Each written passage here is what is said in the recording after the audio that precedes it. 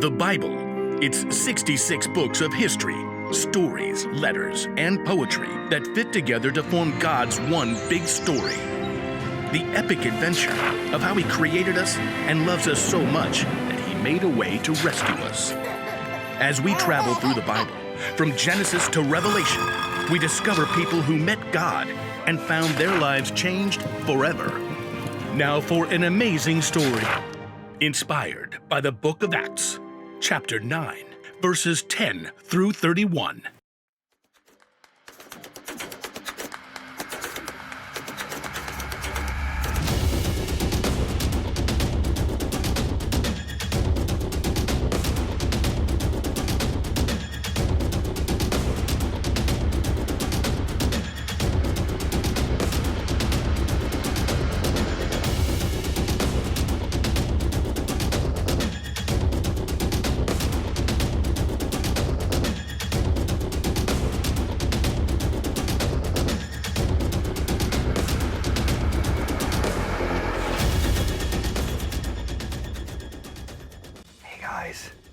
Welcome to the big 180 finale. Me? Yeah, I'm fine. Just hanging out.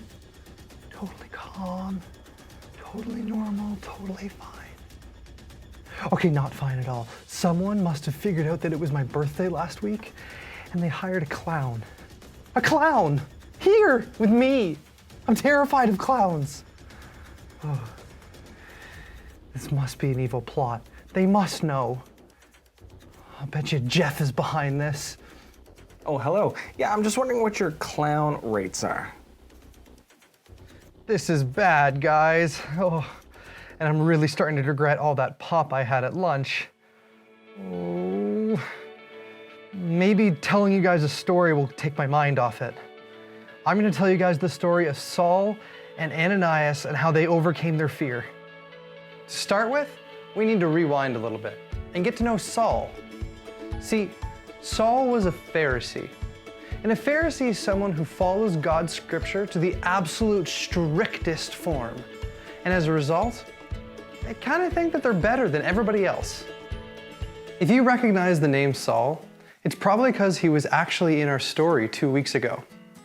See, when Stephen was brought before the court and they dragged him outside and stoned him to death, Saul was there.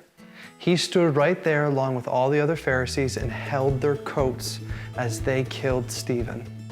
See, Pharisees like Saul hated Jesus. They didn't think he was the Son of God. They thought that he was just a guy, and he was going against everything that they had been taught. They saw him as a threat to their beliefs and their way of life. And because of all that, Pharisees like Saul wanted Jesus, all of his followers, dead. One day, Saul got permission from the high priest to go through the land, gather up, and arrest all the followers of Jesus. Maybe that's it. Maybe I'm being persecuted for something. Yeah. 2 for 1 deal? You don't say. It was while Saul was walking to Damascus that a blinding light shone from heaven. Saul fell to his knees and Jesus appeared to him and said, "Saul, why are you persecuting me?" Jesus told Saul to get up and continue to Damascus, and in Damascus, Saul would be told what to do. As the light began to fade, Saul realized 2 things. First, he was completely wrong about Jesus. Second, he was completely blind. So there he was, afraid, lost, blind, and confused. Saul got up and did as he was told. He continued on the road to Damascus. This is where Ananias joins the story. Ananias was a follower of Jesus, and by this point, everybody knew that Saul was on his way, and he was coming to arrest and persecute and put to death all the followers of Jesus. So, rightfully so, he was more than a little nervous about Saul's arrival. And you can imagine just how fearful he was when Jesus appeared before Ananias and told him that he had to go meet Saul in his home. You know, I can understand why Ananias would be so afraid. Saul had a reputation, and a bad one at that. Ananias must have felt like he was walking straight into a trap. But instead, Ananias found that he had it all wrong. When Ananias entered the house where Saul was, he found him completely blind, and he hadn't eaten in 3 days. Ananias approached Saul and placed his hands on him. Through the power of God, Ananias healed Saul's sight, and he was able to see again. Saul would go on to become Paul, and Paul would go on to preach about Jesus unashamed and to everyone who will listen. But the men that Saul had led to arrest Jesus and his followers earlier now wanted Paul dead. Paul had to run for his life. Paul had to be lowered in a basket from a window over the city's walls so he could escape. Ananias faced his fear when he went to meet Saul. Ananias thought that he could die. He thought Saul would kill him. But what he found was very different. Saul faced his fear when he was blinded by Jesus, but he continued to Damascus anyways to see what Jesus had in store for him. Both these men overcame fear with God's help, and as a result, their lives were changed forever. Well, I guess if they can face their fears with God's help, and you know, God helps all of us and me too, I guess I could face my fear too.